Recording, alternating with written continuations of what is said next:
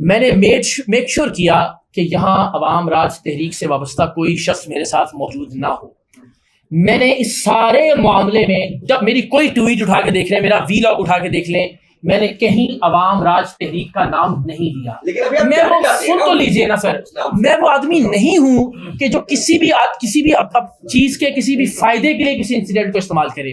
میں نے make sure کیا کہ سارے معاملے میں عوام راج تحریک کہیں نہ ہو. یہ ایک ذاتی فیل تھا, ایک طرح سے میری اہلیہ میرے ساتھ تھی اور اس ذاتی فیل کے نتیجے میں نے ریئیکٹ کیا. اگر میں نے کسی ٹویٹ میں عوام راج کا ذکر کیا, اگر میں نے اپنے وی لاگ میں عوام راج کا ذکر کیا, اگر یہاں ہم نے عوام راج کے جو جس طرح ہم نے پریس کانفرنسز پہلی کی ہیں کہ سارے جو لیڈران رہنما اور نوجوان, یہ بڑی ناانصافی ہے کہ یہ کہا جائے کہ میں نے عوام راج کے لیے کیا. میں نے دانستاً عوام راج کو اپنے ذاتی ایکٹ اور ذاتی میں جس کو میں اس وردی والے کی نوکری نہیں کھانا چاہتا, آپ نے اس کے لیے اپنی فیملی کو روکا کہ ویڈیو نہیں بنانی.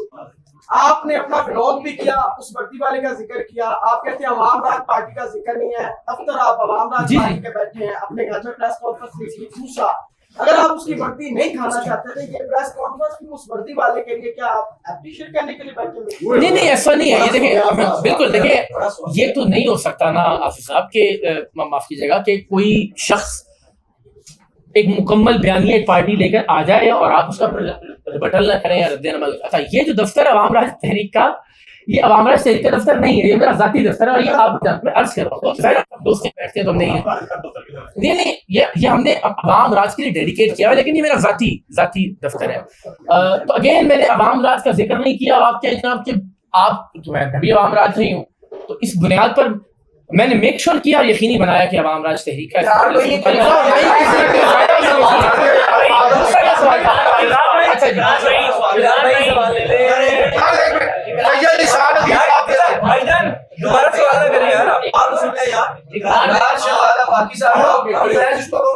آپ مہربانی کریں نظر شارک کریں. یہ اسٹیٹ آرمی چیف اور موسم نقوی کیا. اور دوسرا سوال یہ ہے کہ وردی میں منقول شخص نے آپ کی تقریر کی, آپ اس کے اوپر ریئیکٹ کیا. ماضی میں جن جرنیلوں نے وردیاں پہن کر 2 گھنٹے کی پریس کانفرنس کی, اس وقت آپ کی زبان کیوں نہیں بولی؟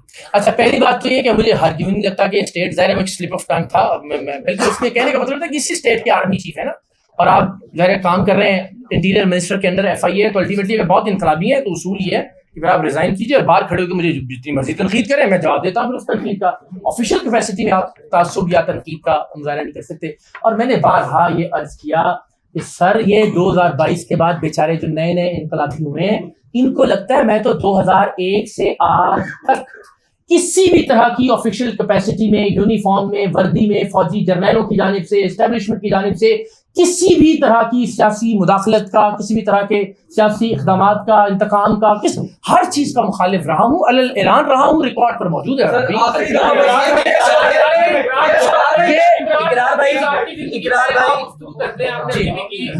یہ ذاتی زندگی ٹھیک ہے, آپ اس کو جسٹیفائی کرتے ہیں کہ وہ ایک پبلک لیڈر ہے, اس لیے اس کو ڈسکس کیا جا سکتا ہے, تو آپ کے اوپر کوئی کیوں نہیں کمنٹ کر سکتا؟ آپ ہی تو ایک پبلک, پھر آپ بحث کی ایک طرف لے کے جا رہے ہیں نا.